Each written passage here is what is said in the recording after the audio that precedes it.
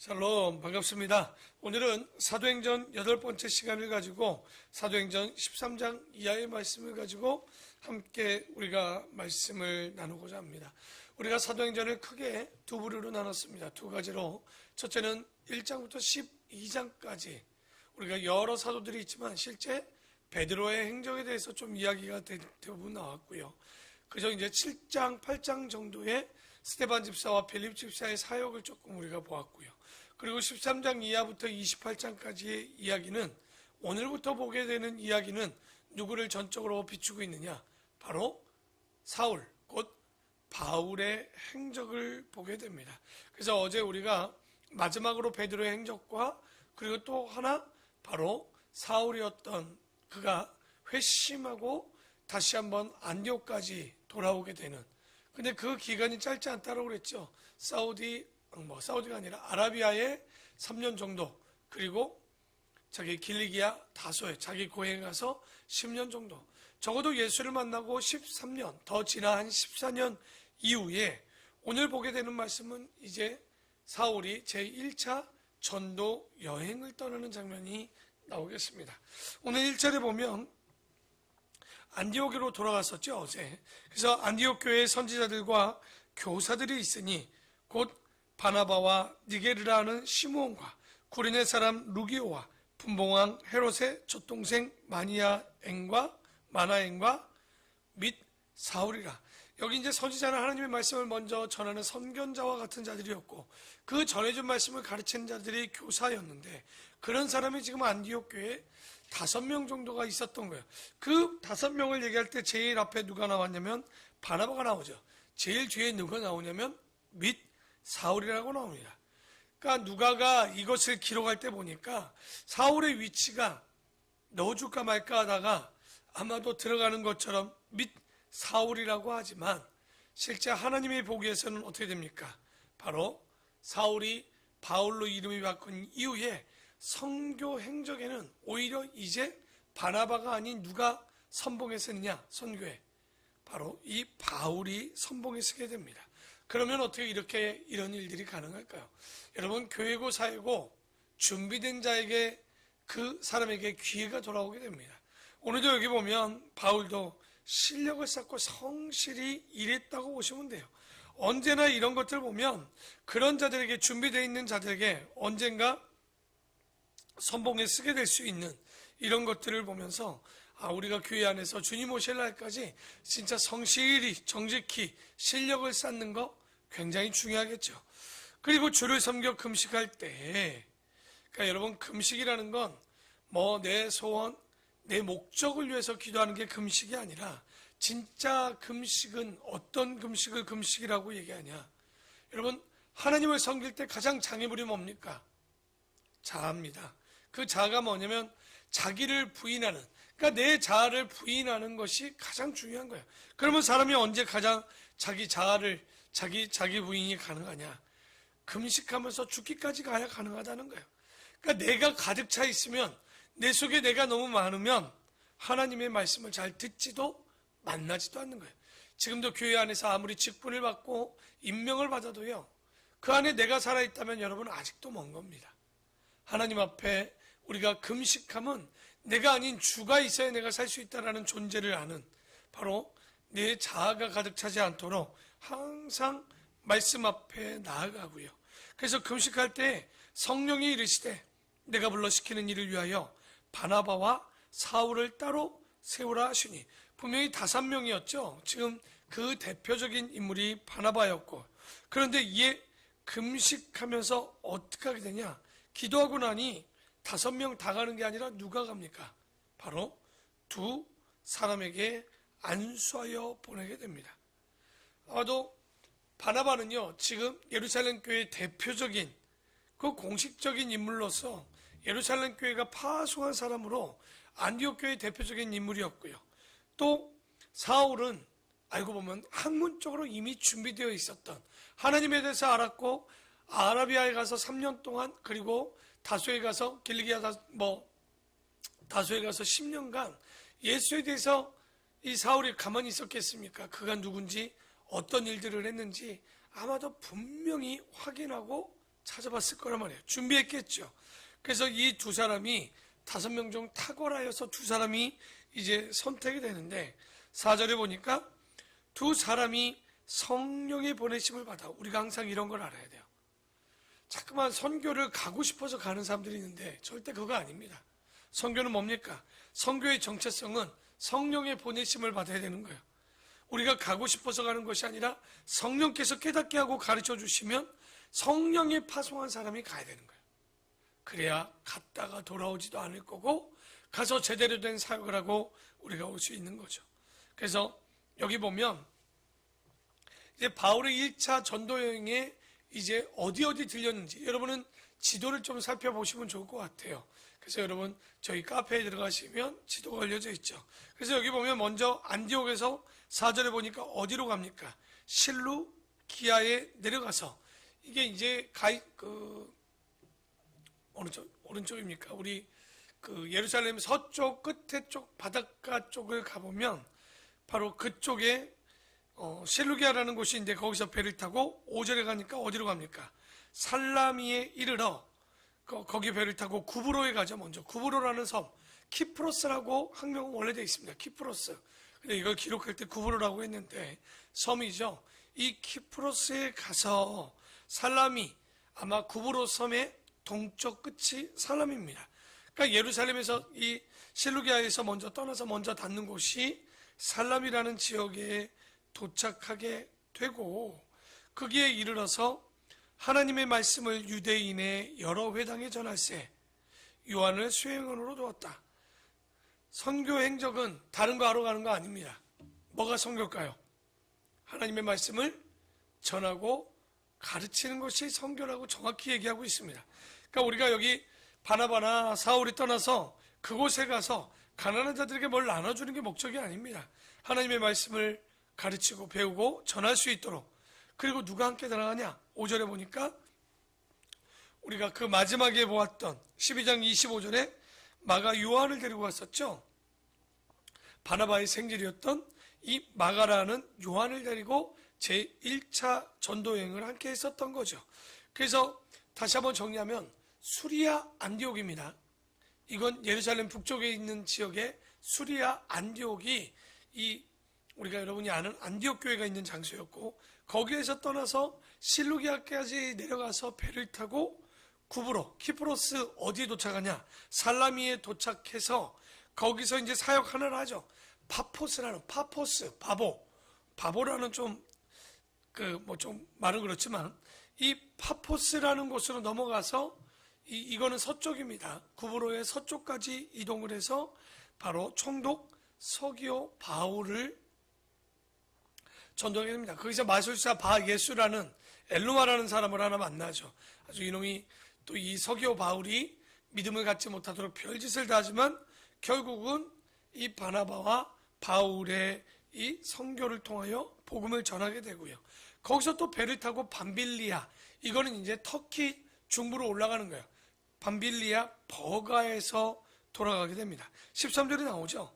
바울과 및 동행하는 사람들이 파포스에서 배를 타고 밤빌리아에 있는 버가에 다다르는데 요한은 그들에게서 떠나 예루살렘으로 돌아가고, 버가가 페르가라는 장소입니다. 이 번역할 때 이제 영어를 페르가인데 번역해서 버가라고 기억되긴 했는데 여기서 13절에 하나의 사건이 있죠.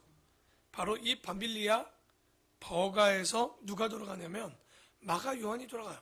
누가는 이거를 굉장히 너무 간단히 기록하고 있죠. 그러니까 마가 요한이 돌아가는 것들의 학설에는 여러 가지가 있습니다. 그러니까 거기에 있는 토르스 산맥이 너무 험난해서 도적과 이런 거에 무서워서 도망갔다. 그리고 마가 요한이 부잣집 아들이었죠. 잘 보면 마가의 다락방을 보십시오. 2층 집이고 거기에 120명 정도가 들어갈 정도의 집이라면 굉장히 잘 산다. 그런 집의 아들이었기 때문에 이 어려움을 이기지 못했다. 이런 얘기들도 있습니다.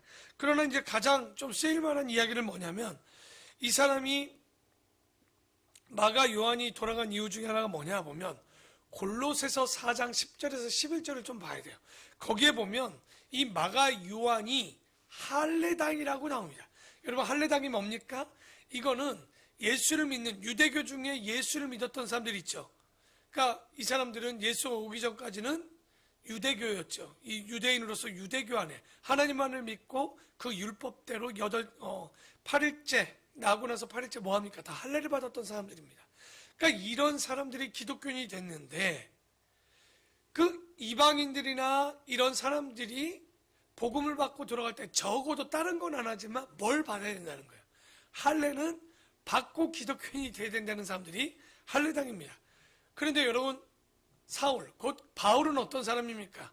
오직 여기 뭐 성경에 보면 믿음으로 의롭다 칭함을 받는 거예요. 복음을 전하면 다른 거 없어요. 믿으면 구원을 이룬다라고 얘기하는 거예요. 그러니까 바울이 이렇게 하니까 누가 힘들었을까요? 아마 마가 요한은 불만이었을 거예요.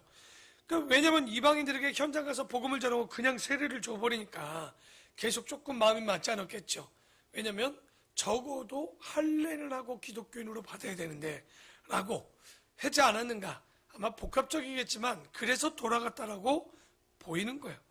그리고 나서 14절에 보면 그들은 밤빌리아 버가에서 더 나아가 어디에 도착했다고 합니까?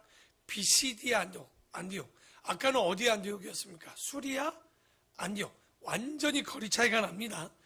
가깝지 않아요. 터키와 이스라엘이기 때문에 예루살렘 그쪽 근처의 북쪽이기 때문에 가깝지가 않아요. 그래서 14절에 보니까 비시디아 안디옥에 이르러 안식을 해서 회당에 들어갔느니라. 율법과 선지자의 글을 읽은 후에 회장장들이 사람을 보내어 물어 이르되 누구에게? 바나바와 사울에게 묻죠. 형제들아 만일 백성에게 권할 말이 있거든 말하라 하니. 왜냐하면 그게 회당에 들어갔는데도 이게 심상치 않았던 거죠. 이 두 사람이 보니까 권위가 있어 보였던 거예요.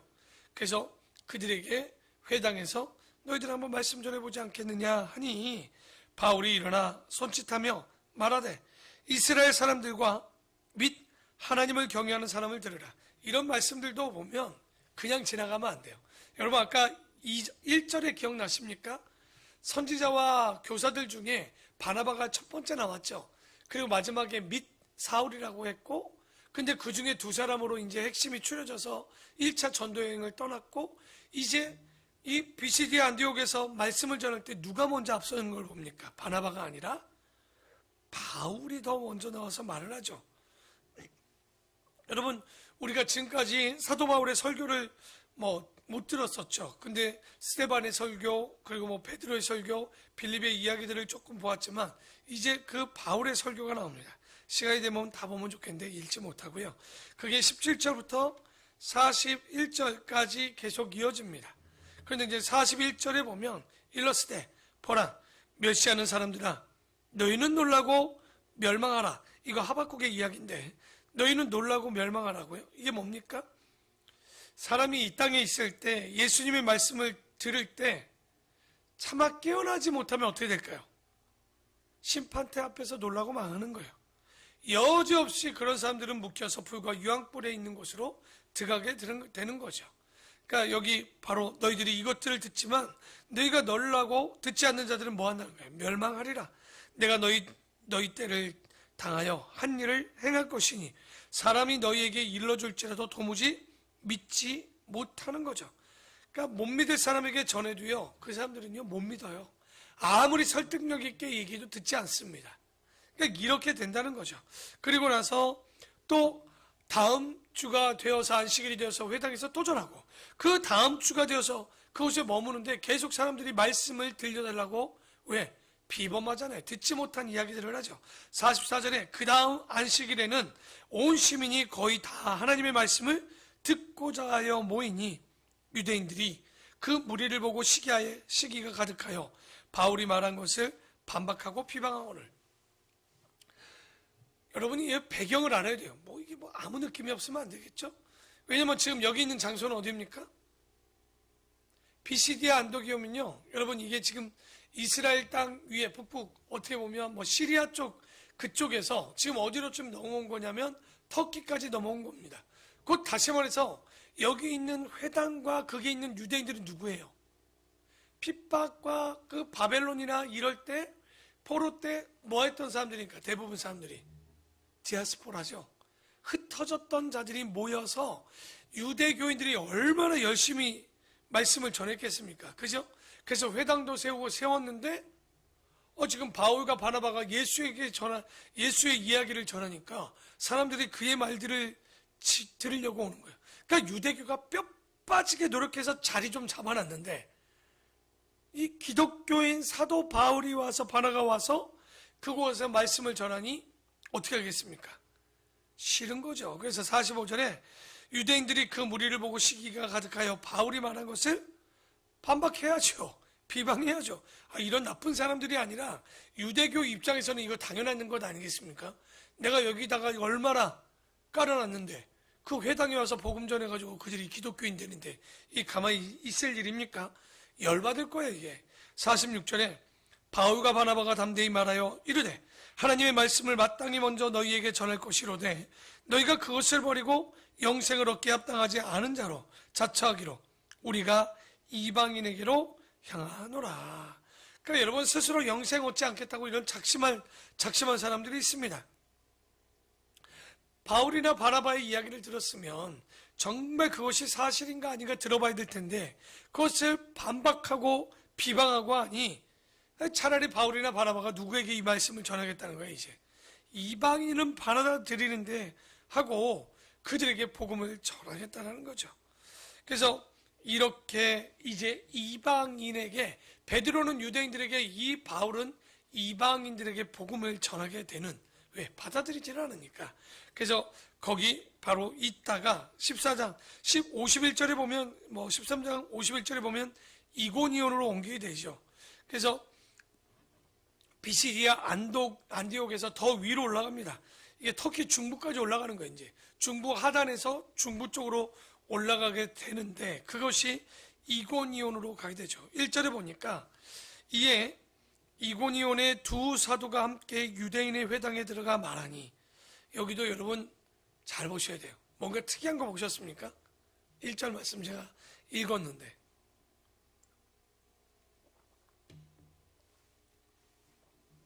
사도행전을 기록한 누가가 바나바와 사울, 그 바울을 뭐라고 칭하고 있습니까? 사도라고 얘기하잖아요. 원래 사도는 12사도밖에 없죠. 원래는. 근데 바울은 자기가 다메스커스에서 예수를 만났기 때문에 사도라 칭하고요. 자기가. 그러나 인정하지 않는 사람들도 있었죠. 그런데 누가는 이 두 사람을 지금 바나바와 바울을 사도라고 칭하고 있습니다. 이제 그만한 일들을 하고 있었던 거죠. 그래서 두 사도가 함께 유대인의 회당에 들어가 말하니, 왜 유대인의 회당에 들어가냐면 무작정 전한 게 아니에요. 그래도 하나님을 아는 자들에게, 그리고 그곳에 가야 또 이런 사람들을 만날 수 있는데, 그래서 유대인의 회당에 들어가 말하니 유대와 헬라의 허다한 무리가 그곳에서 믿게 됩니다. 그러나 순종하지 아니하는 유대인들이 이방인들의 마음을 선동하여 형제들에게 악감을 품게 하거늘 두 사도가 오래 있어 주를 힘입어 담대히 말하니 주께서 그들의 손으로 표적과 기사를 행하게 하여 주사 자기 은혜의 말씀을 증언하시니 그 신의 무리가 나뉘어 유대인을 따르는 자도 있고 두 사도를 따르는 자도 있죠. 여러분, 진리의 말씀이 선포되면 항상 이렇게 됩니다. 어떻게? 믿는 자와 믿지 못하는 자. 그러니까 우리가 항상 어느 쪽에서 해야 되는지는 알겠지만 쉽지 않죠. 그래서 이방인과 유대인과 그 관리들이 두 사도를 모욕하며 돌로 치려고 달려드니, 여기 5절에 보면 왜 돌로 치려고 할까요? 왜냐하면 진리가 전해지면 그들이 반박을 해보지만 반박이 안 돼요. 말로 안 되면, 진리가 전했을 때 말로 안 되면 어떻게 됩니까? 돌을 들죠. 그러니까 사도행전 7장에 스데반 집사가 진리를 전하니까 사람들이 어떻게 합니까? 돌로 쳐서 그를 죽이는 걸 우리가 봤죠. 그러니까 동일하게 이런 일들이 수도 없이 일어나는 거예요. 그러니까 스데반이 역사적 사실로 말하니까 이것을 들었던 유대인들과 사람들이 돌로 치는 거예요.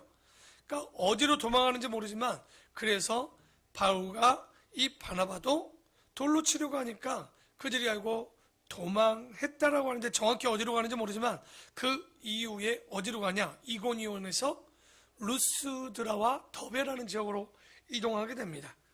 그러니까 이고니온으로 가니 돌로 죽이려고 하니까 이제 루스드라로 가는데, 루스드라에 가서 발을 사용하지 못하는 병자에게 믿음을 보고 일어나 이제 걸으라 하니까 그가 또 걷게 되죠. 그러자 11절에 무리가 바울이 한 일을 보고 루가오니오와 방언으로 소리질러 이르되 야 신들이 사람의 형상으로 우리 가운데 내려오셨다며. 바나바는 제우스라고 제우스 신으로 본 거예요. 바울은 그 중에 말하는 자이므로 헤르메스라 하더라. 그러니까 이게 뭡니까? 바나바와 바울을 신으로 본 거예요. 왜? 이 발을 고치고 이런 일들을 하니까. 이미 이 터키나 이제 그리스나 로마 쪽으로 가면 이런 이야기들을 참 많이 하죠. 그러니까 바울과 바나바가 뭐라 그래요? 너희와 같은 우리가 성정을 가졌다. 우리 사람이다라고 얘기하죠. 그래서 우리가 신이라고 하고, 근데 문제는 여기 안디옥, 비시디아 안디옥과 이고니온에서요. 야, 또 이 바나바와 바울을 죽이겠다고 쳐 죽이려고 또 오는 자들이 있는 거예요. 19절에 보니까 유대인들이 비시디아 안디옥과 이고니온에서부터, 아까 이고니온에서 굉장히 복음이 많이 전해졌는데 사람들이 반박을 많이 했죠. 그러니까 여기 먼저 있었던 유대인들, 비시디아 안디옥에서부터 사람들이 와서 무리를 충동하니 그들이 돌로 바울을 쳐서 죽은 줄로 알고, 얼마나 많이 맞았으면 그랬을까요? 시외로 끌어내게 됩니다. 그러니까 여러분 이게 얼마나 열심히냐. 대전에서 여기까지 올라온 거예요. 서울까지 온다면. 참 이런 것들 볼 때 속상한 게 뭐예요? 진실한 일꾼은 열정이 없는데 거짓된 악한 자는요 얼마나 열심인지 모릅니다. 얼마나 때렸는지 죽은 줄 알고 버리는데, 이제 더 놀라운 건 그러면 사람이 우리 같으면 뭐라고 그럴까요? 피하고 조심할 텐데 툭툭 털고 일어나더니 더베로 갔다가 더베에서 더 많은 사람의 제자를 삼게 되고, 그 더베로 올라간 뒤에 다시 이제 내려옵니다. 루스드라로 들어가서 이고니온으로 비시디아 안디옥으로, 그리고 밤빌리아 버가까지 갔다가 그쪽에서 동쪽으로 가서 아탈리아, 처음에 오지 않았던 곳입니다. 아탈리아에서 배를 타고 처음 왔던 수리아 안디옥으로 다시 돌아가는 내용이 14장 전체의 내용입니다. 그래서 20절에 한번 먼저 이제 크게 보고 한번 보는 거예요. 20절에 보니까 제자들이 둘러서 있을 때 바울이 일어나 그 성에 들어갔다가 이튿날 바나바와 함께 어디로 이제 들어갑니까?